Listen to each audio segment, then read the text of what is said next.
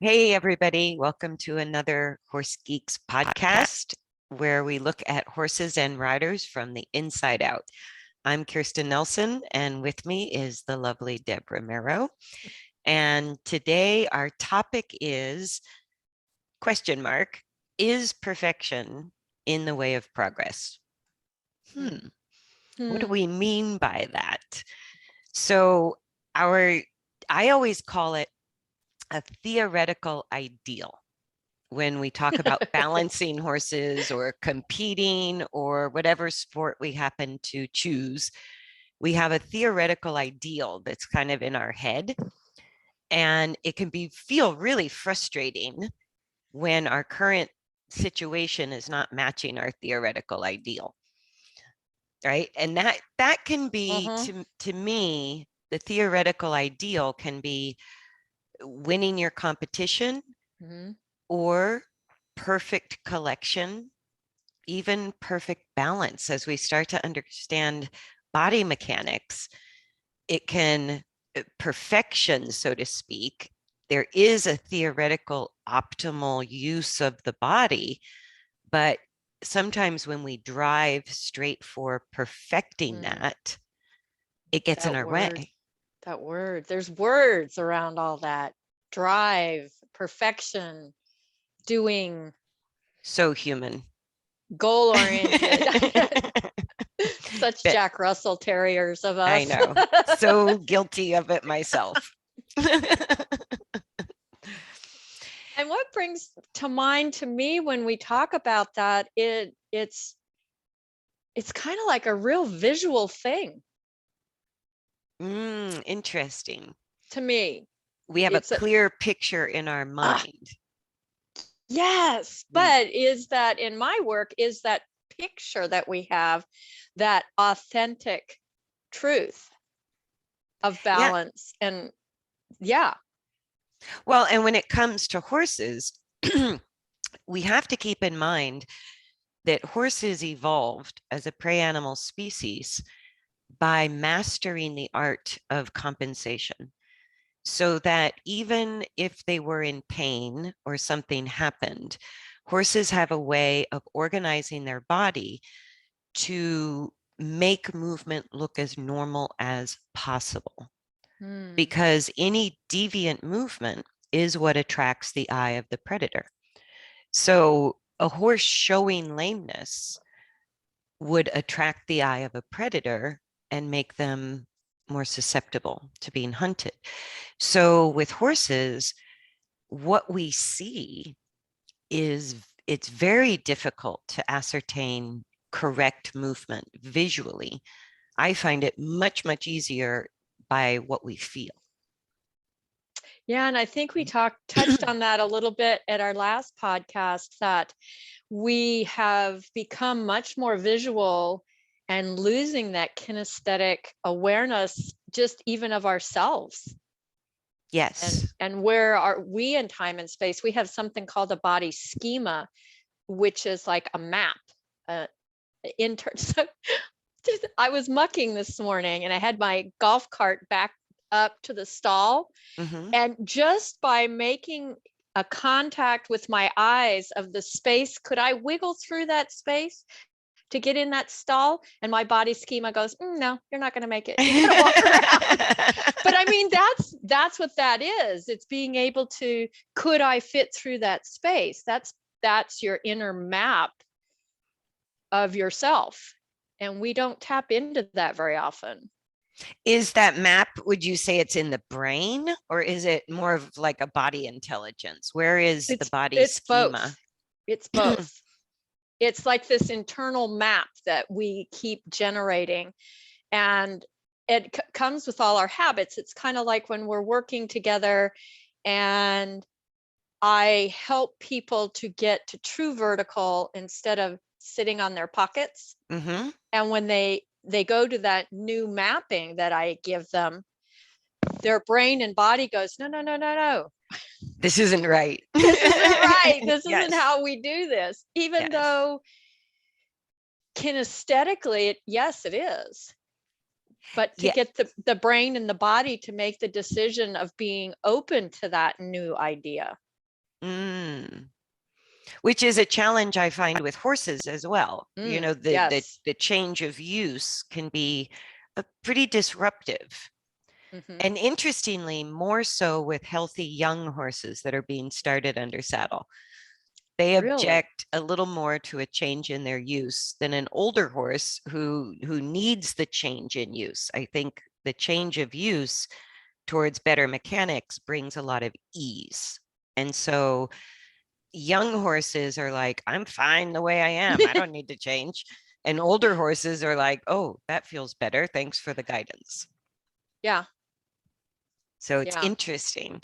So when we talk about perfection being in the way of progress, I find it interesting in the land of sort of learning more and more about what mechanical correctness is in horse movement, or just like you with people, understanding what mechanical correctness is for a body based on the design of the body can sort of make us work directly to that goal. So even with the best of intentions, when we kind of hold this ideal in our head, what I found is bodies don't work that way. You just can't move from what the current habit is, even if your theoretical ideal is accurate and good. You can't just go there without the body complaining or being sometimes so severely disrupted that it actually develops new compensatory patterns or defensive strategies. So in other words, if we want to lift a horse's back and we fully understand what that means on a biomechanical, theory, trying to get it done by sort of pushing the horse into it, I find most often backfires. And the horses will come up with the crazy creative compensation patterns that is difficult for us to recognize as humans because we have the eyes of a predator, and horses are masters at masking deviations of movement as a survival instinct. So that combination makes it really difficult for us to push a horse into our theoretical ideals, even if the theory is accurate and correct.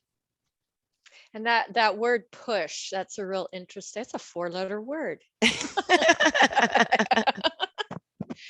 That language, if we just say push them into it, make them do it, all of those, I see tensing and tightness around those words. Well, and when it comes right down to it, we do have to create resistance of some form to the current use of the body if we want to change the use of the body. So there is some resistance involved, which is what we talked about with positive and negative reinforcement. When we use aids, we're resisting the movement of the horse's body that we don't want. So we do have to do that. But what I find fascinating is the uniqueness that everybody has in its journey towards an optimal ideal use based on the inherent structure and mechanics. So getting from where we are today, because all of us come with our habits of dysfunction, as do the horses, how do we get to the ideal in the most efficient way? Right? So sometimes we think of being efficient by sort of working through the tough spots, by creating more resistance, using more leverage. And a super skilled rider might be able to do that. And when the horse achieves better mechanical movement, there is ease. So you kind of convince the horse that there's a better way of moving through some form of resistance, our aids, and helping them figure out how to make changes. I think that's key, helping them figure it out Mm, instead of always telling them what to do. yeah. And I think the thought of putting a horse together Mhm. or putting a horse in balance or collecting the horse or putting them in the right frame or getting the right headset, all of that vocabulary comes with a little bit of human hubris that we know better Ah, yes, than the horse does we're for in itself. control. And even if control doesn't factor into it, Mhm. I think there's a little bit of thinking that because we have a larger brain and we have more capacity of choice and imagination, we do in a way that we can set the goal, but the horse's internal experience is actually the guide. So when we Exactly. think we're going to use our aids to create balance, I think that thought in and of itself is what hinders progress. Yes, the same thing in my work with people. So Right. So in your work with people, why don't you do chiropractic manipulations? Why not? well, I'm not licensed to do that for one. Okay, fair enough. Um, it's the same thing as it's that fixing it, thinking I can fix somebody. Mm, that I you can that you can put them in I this can put them in back. I can put them back in place, Mhm. and they'll be okay. Well, if that was true, people wouldn't keep going back to the chiropractor. Right. And this is It not to doesn't work that way. devalue chiropractors. There's a No. time and a place that we Mhm. all need bony physical adjustments, as do horses. But what it doesn't do is change the habit of It, movement, mhm. which is It in the doesn't. nervous system. Well, and that's the key. You just said it right there. Change movement, because most therapeutics are a stationary thing. Right. It's done in while we're either laying down, standing still, the Right, horse is right, standing still. right. So it's a Where the Alexander work is in movement. We sometimes call it doing it in an activity. We can actually pick an activity, mucking a stall, whatever. And because that's a habitual, there's a lot of habits around that, or doing dishes or driving or whatever. So if we have to change it, like with horses, during their movement, not when they're standing still. right during motion. Yes. Right. And while some of the physical therapies can remind the body, it can sort of, okay, they're stuck here or stuck there, getting an adjustment or a manual therapy can help with a what I would call a big issue of Mm-hmm. stuckness, right? Just like we would call the vet if we have a big issue.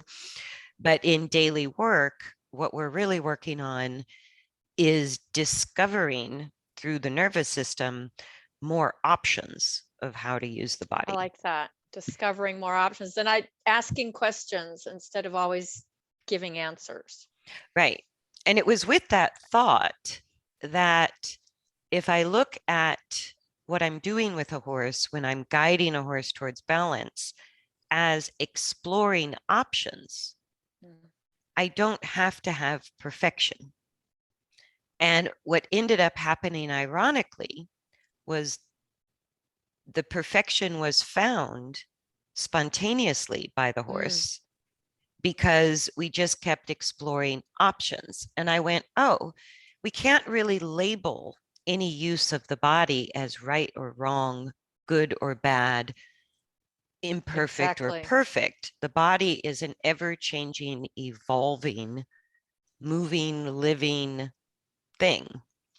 And so when we think of exploring rather than putting a horse together, it really changes the feel, the timing, the use of our nonverbal communication. It changes the energy behind what we do. Because I personally believe there's no human on the planet that can help a horse balance better than a horse can internally find balance for itself.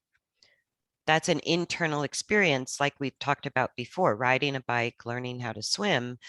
That internal coordination can't be done for an individual. It has to Yep. be done by the individual. And it's never A plus B equals C. Not with a body. No. No.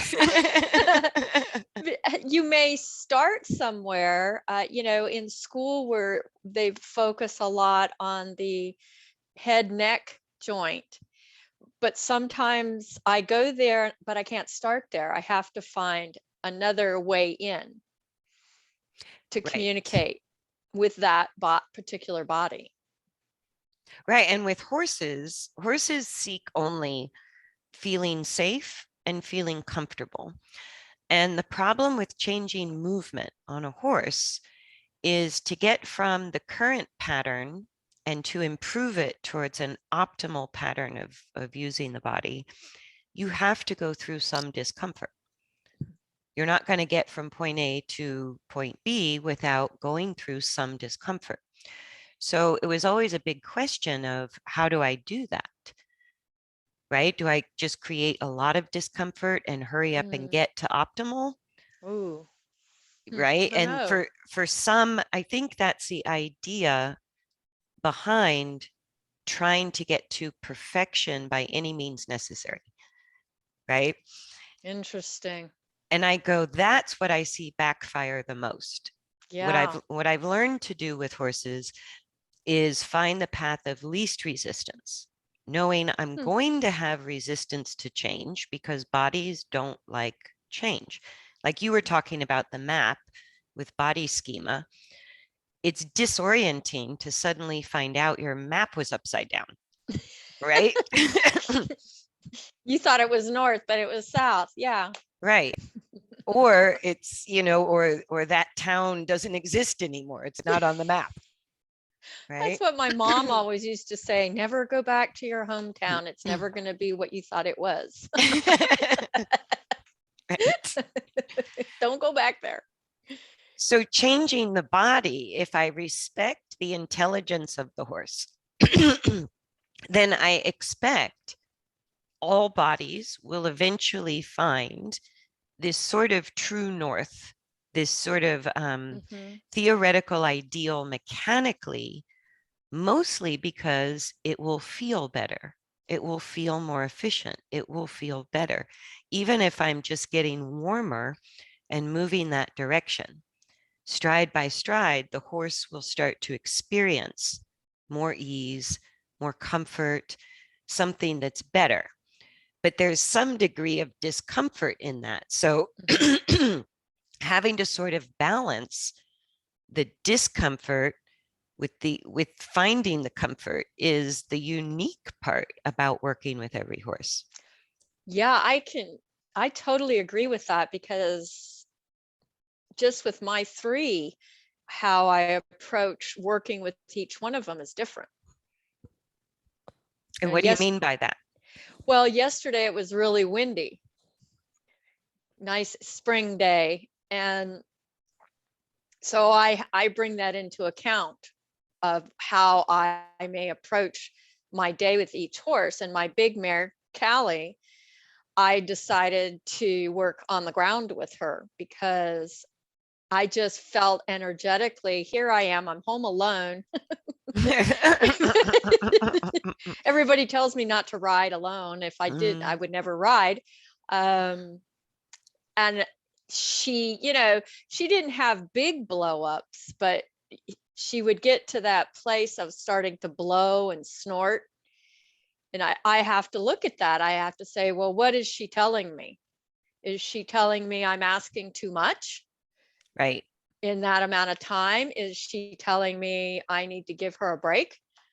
Well, and for your own safety with that particular mare, you've learned more bit leverage and riding her with more aids doesn't, Doesn't, you're it makes it taking a big safety risk for big yourself. safety risk. Yeah. Right. But even if the safety wasn't a factor, even if you could use more leverage, use more aids, and you saw her in that emotional state, to me, I go, I'm sort of just pushing a rock up a hill, Mhm. because even if I can get a good frame, am I really getting good function in that emotional state? That's the key. It's that emotional state. Because I've seen lots of horses be put into a frame, but you can also see some of them shutting down or exploding. Well, what I find is, even if we put that aside, I don't think it's so complex. Like the back muscles, the hindquarter muscles, the functions of the spine are so intricate and so complex that if the horse isn't consciously adapting its body, if it's just reacting to the rider Mhm. and to pressure, I don't see how that precision of coordination is entirely possible. I Yeah, and it's think not you, authentic. It's not that authentic movement that we're looking for. It's well, just and that's what I was going to say, is you may get very close and you may even win a show, but you're going to have some repercussion because the horse is maybe compensating in a way that's subtle, that we can't detect. So instead of actually lifting the back, maybe the horse is pushing the back down. Maybe the horse is going crooked in a subtle way, which is putting strain on one front leg tendon or ligament, or it's putting strain on a hock or a stifle because of how they're compensating. So in other words, if we keep doing it that way, what I think is, if the horse isn't consciously in control of the body, then eventually we're going to have some kind of lameness issue, Mhm. health issue, if we don't get a behavioral issue before that with them blowing up or shutting down. Yeah. So, and it's not that the horse has to be perfectly calm. It's a matter of the horse being consciously exploring its own body. I like that. It has to be a conversation, but it's kind of like, I don't know why this came to my mind. It's kind of like you feel like you need couples therapy, but but but your significant other's agreeing to it, but you can just tell that it's like, I'm not in on this. Yes. Yes. I don't know why that came up, but it's like, It's a yeah, good I'll go. example because I'll go, but I'm, just with that mannerism, it's a shutdown.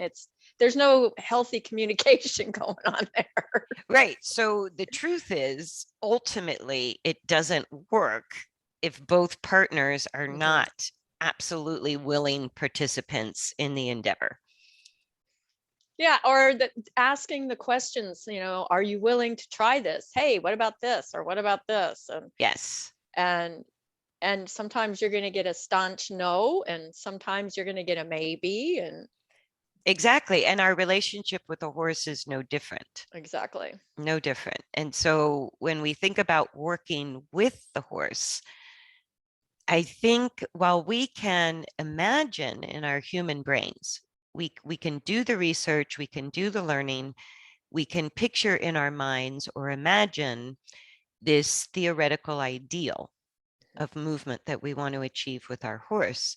But then how we get there has Mm. to be sort of a conversation, asking the horse, can we do this? Not do this and you're going to like it eventually, I promise. And they give you that look. What? Yeah. Yeah. And the more I learned about mechanics, the first layer of learning was, oh my God, I've got to get to this theoretical ideal or I'm going to damage my horse. So there was all this Ah, kind of it's internal huge, pressure that if I kept taking huge. wrong steps or bad steps, I was going to create damage, which is not entirely untrue. Mhm. But I didn't need to put that level of pressure on myself. And with that pressure, I was doing too much during a ride.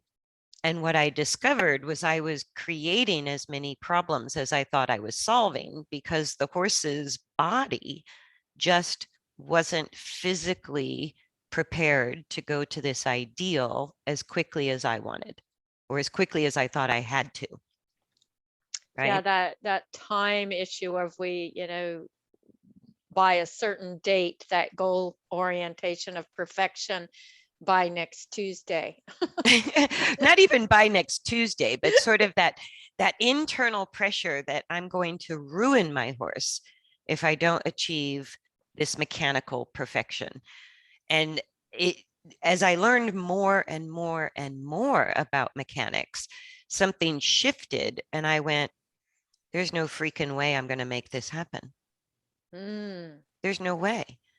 And that was a higher level of understanding of the mechanics. The lower level of understanding of the mechanics almost caused me to ride with too many aids, too much pressure to get to this theoretical ideal. So I understand why we do it as humans.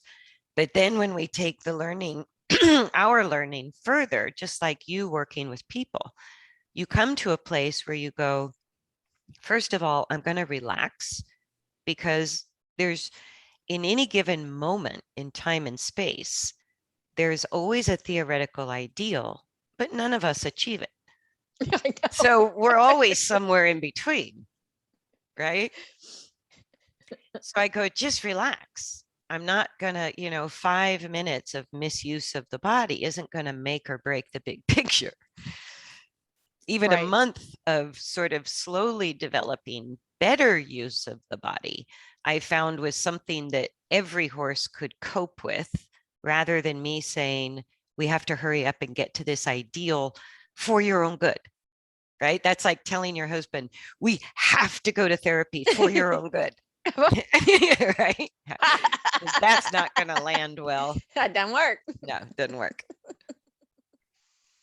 Yeah. So how do we weave? I think that's what I'm thinking of. You have to weave in and out of asking questions and listening. Well, I And think the that's most important thing for me was shifting out of the human mentality of there is only one right answer, yes. or there is only one right way. There's only one path. You have to go this way. You can't do this. You can't do that. You can't do Yes, this. You yes, should yes. only do this. You can only do that. This is the way to go. And it's like, oh, no, the horses don't work that way. They just don't work that way. We Right. write training books, but the horses actually teach us how to train. So when we think there's only one right answer, we literally create blind spots for what's happening in the moment. And sometimes we're walking over dollars to pick up pennies. Like a horse might offer us something that we think, no, we're going to this theoretical ideal. None of that, none of that, none of that. Don't explore that direction. We don't want to go there. Wow. And if we instead, the higher understanding of biomechanics is that bodies are amazing, unpredictable, and can function in amazing ways in order to survive and just get through life. So if we respect that fact and we trust the horse's intelligence, like ultimately my respect for mechanics became, it's just a more stable, easier way to use the body that feels good. So that changed everything for me, because I go, okay, there's no right or wrong way to get there, but there is the difference between feeling better and feeling worse. Yes. I can use that as a guide to find the path of least resistance for the body. So I think that's important, the path of least resistance. And it's not about that perfection. It's about, it's kind of like an inner level of ease. Yeah. That the body finds. And once it finds that, it likes it. It wants to hang out there more often. Yes. And that is the body intelligence. Even if the map is a little bit askew, when you get there, the view is beautiful, right? Yeah. Even if the map wasn't all that helpful in getting there, when you get there, it is a beautiful view. And I went, okay, so good is better and better is good.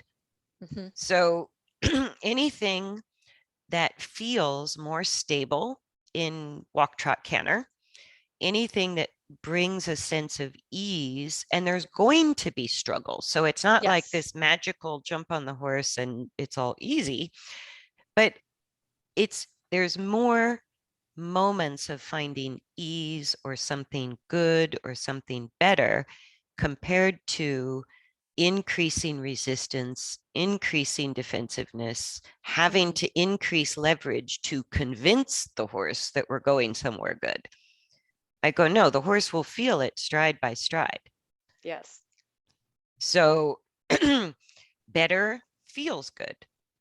So as things start to feel better, and I think the horses confirm that by kind of becoming more cooperative with us, wanting totally to work agree. with us, reducing resistance, even when it's a physical challenge, they're not escalating tension and anxiety.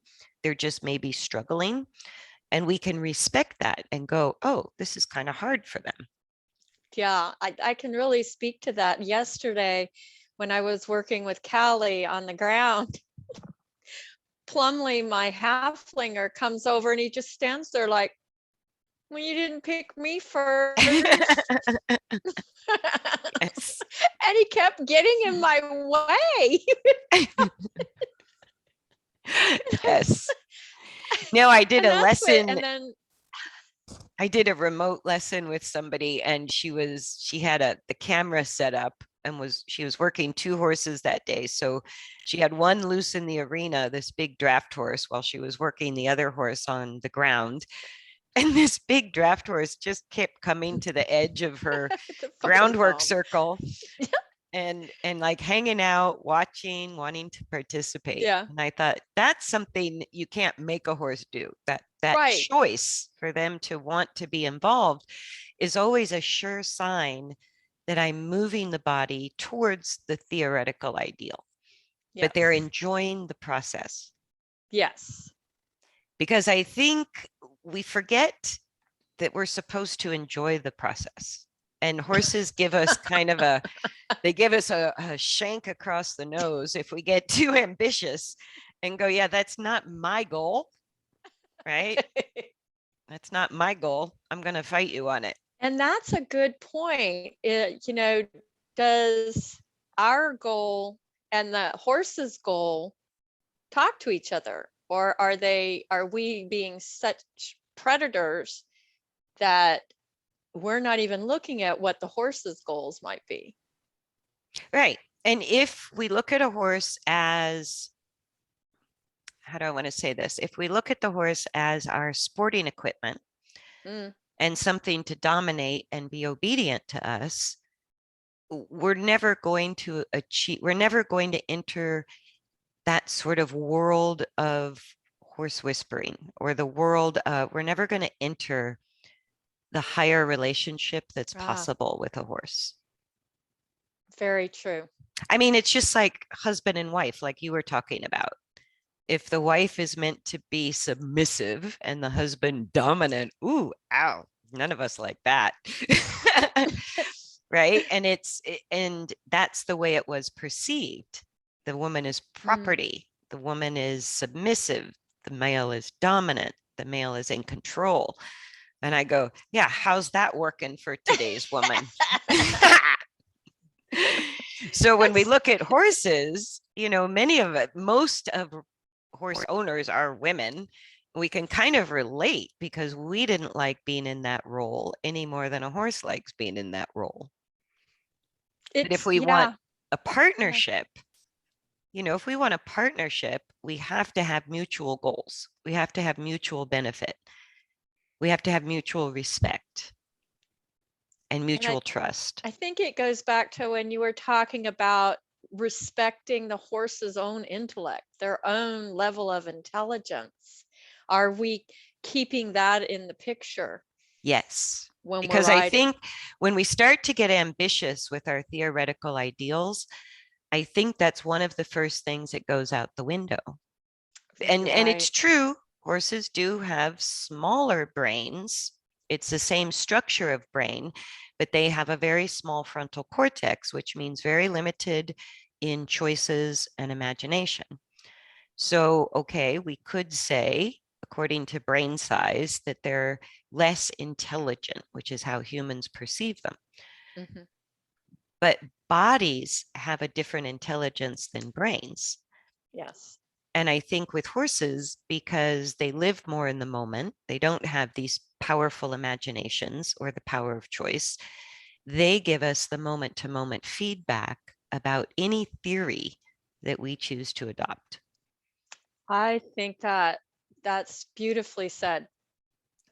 Being in the moment is what they teach us. I think that's one of the reasons I'm attracted to being with them, is I have to be in the moment if I want to be a participant in that relationship.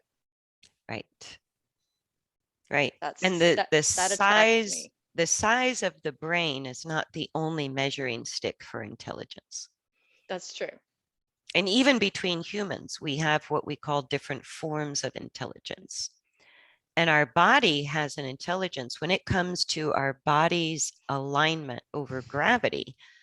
The proprioceptors that we have in our muscles are far better guides than our kind of vision and what is it, the vestibular ocular reflex, which is just telling us where our head is in space. So our brains are quite limited and can normalize dysfunction when it comes to our body's alignment with gravity in motion. But our bodies have a much higher intelligence of where we are in time and space than our brains do. So when we Yeah, talk about riding, we actually have to rely on our body intelligence far more than our brains.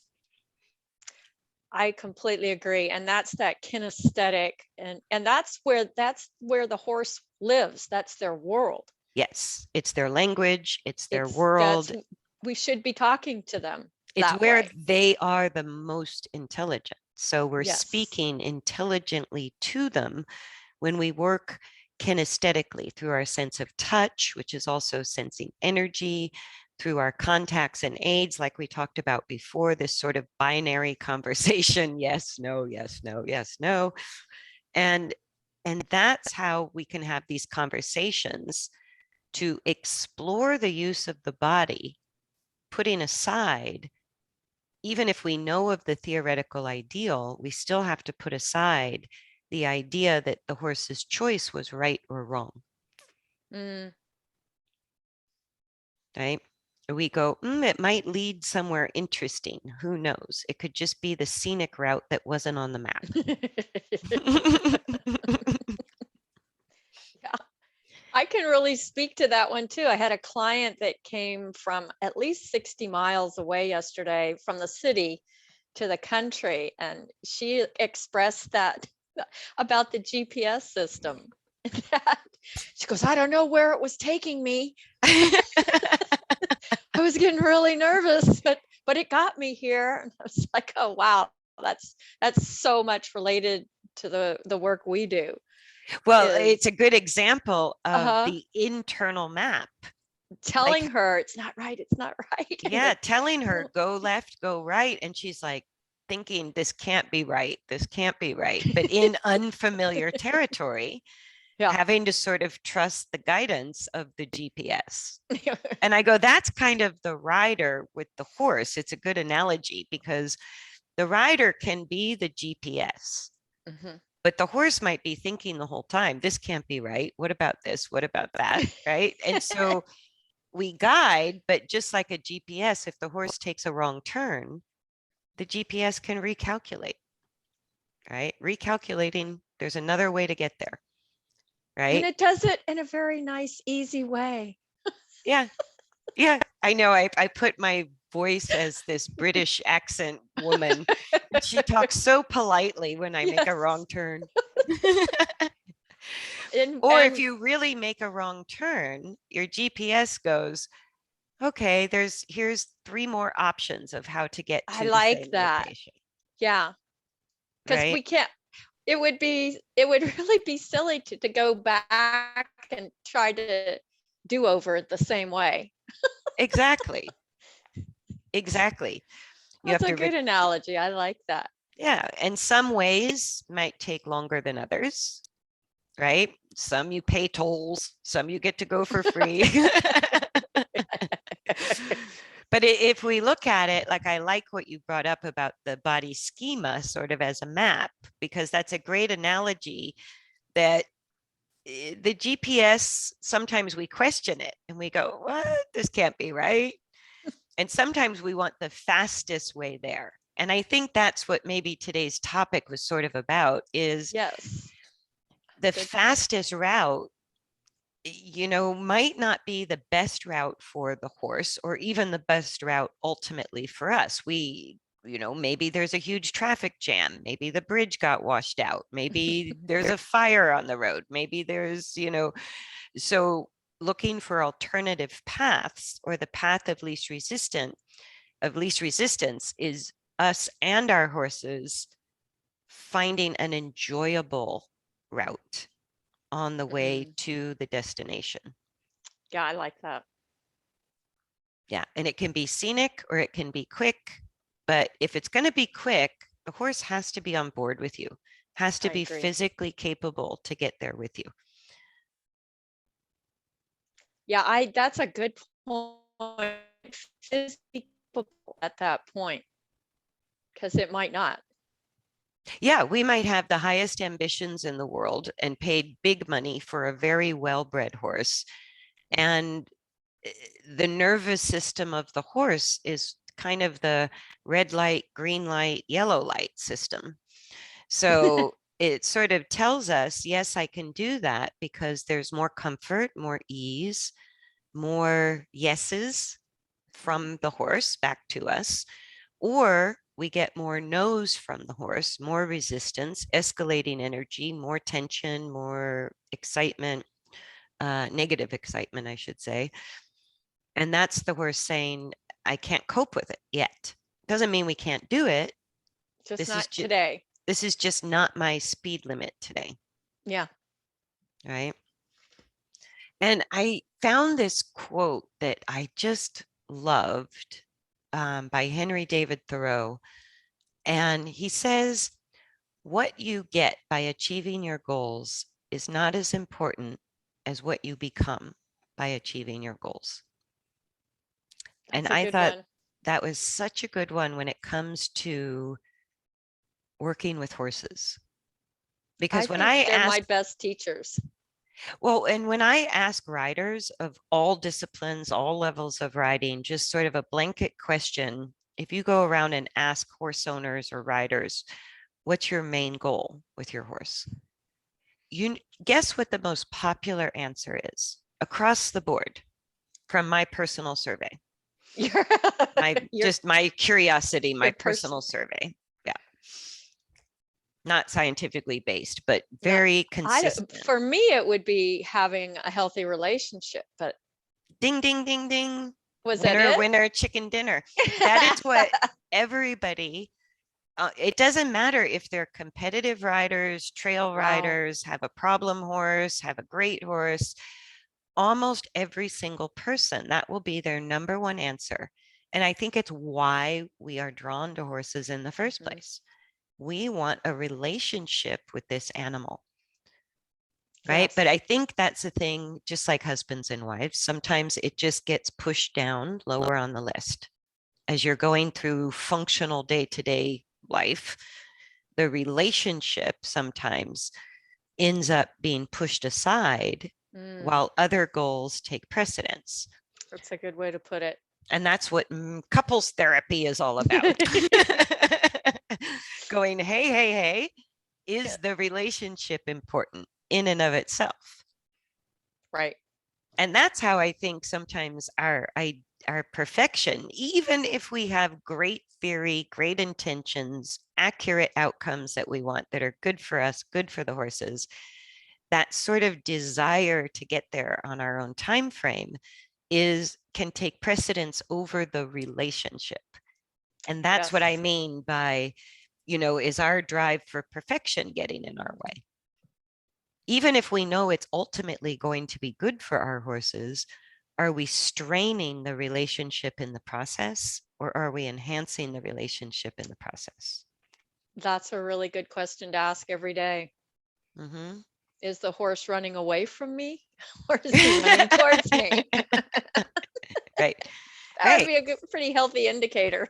Yeah. And of course, they know feeding times. They love to see us show up during feeding times. Mhm. But when it's work time, are they happy to see us? Exactly. Or after we finish working, like my big blue ribbon of any given ride is when I get a nicker. Like when I go to get off and the horse nickers at me or gives me a little, I mean, that's better than winning a big trophy, because that tells me they enjoyed the work as much as I did. Yeah. Yeah. And during that ride, there may have been challenges and struggle. It doesn't mean everything went perfect, but it means they felt better for it. And I felt better for it. And to me, that path to the ultimate theoretical ideal is just as important. Yes. It puts the fun back in riding for me. And that from your perspective, that's an interesting thing for you to say, because you're, as a trainer, you're kind of put on the spot, because clients could be thinking of time factors or that perfectionist going There's back. A lot of pressure. Yeah. There's a lot of pressure from clients. There's a lot of pressure on myself. I ride an average of anywhere from 6 to 10 horses a day, right? Mostly 7 days a week. I'm doing something. So there can be a burnout factor. I would say so. Yeah. And I see a lot of trainers completely forget why they wanted this as a profession in the first place. Oh, wow. I've seen that too. And for me, I burned out in a different industry and went, I love horses far too much to let myself burn out as a trainer. There's no way I'm going to let that happen. And so I've had to adjust and adapt as a trainer to make sure keeping that healthy relationship is a top priority with my horses as well as any client's horse.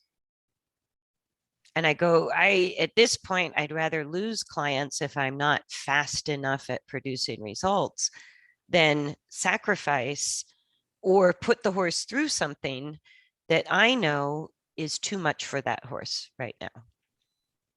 Yeah. It's that healthy relationship that's the most important. Yeah. Yeah. Yeah. So anything else you want to add on? No.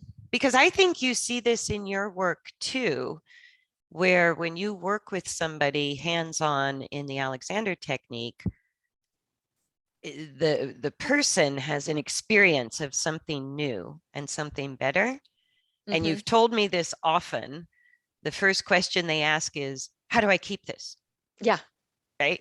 How do I hold this? How do I keep all this? those words? Yes. All those 4-letter words. That's amazing. Yeah. So we do it to ourselves as well as our horses. Yeah. And so what's your explanation for people when they say that? Because I think that would apply for how we think about our horses. What do you say to people who want to hold that new feeling? Throw it away. Why throw it away? I love it. Because then that within itself becomes the stumbling block to keep you moving forward. Or to finding it again. To finding it again. Yeah. I tell people just the pause, just stop and ask yourself, could I do this different? Right. And you may or may not. It's just taking that moment to ask the question. Yeah. So I think you just encapsulated sort of the topic for today of, is perfection in the way of progress, as a question. Your answer is absolutely yes. When you tell people throw it away, let go, in other words, of perfection. Let go of perfection, or it will create tension that disallows perfection, ironically.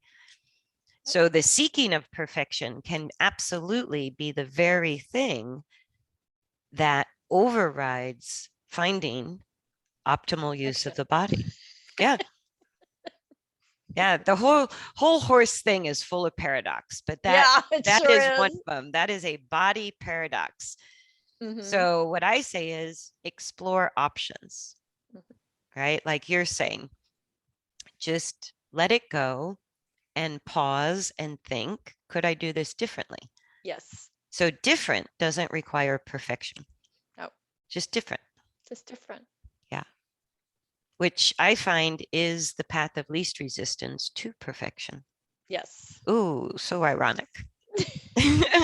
And you'll only get it for a moment. A moment. And then it But goes. the more often I find when you lose balance and then find it, that process is so important because you're literally training the nervous system to find it faster and faster and faster. Yes. And so it becomes easier to eventually sustain a better use of the body, even an optimal use, because you're not worried about losing it. You know, you can find it. Yes. Yeah. All right. With that, I That think was we will cool. wrap it up. So thank you guys for joining us for another Horse Geeks podcast. Please like, subscribe, comment, share, blah, blah, blah, blah. And we will see you next time. Thanks, kind. everybody.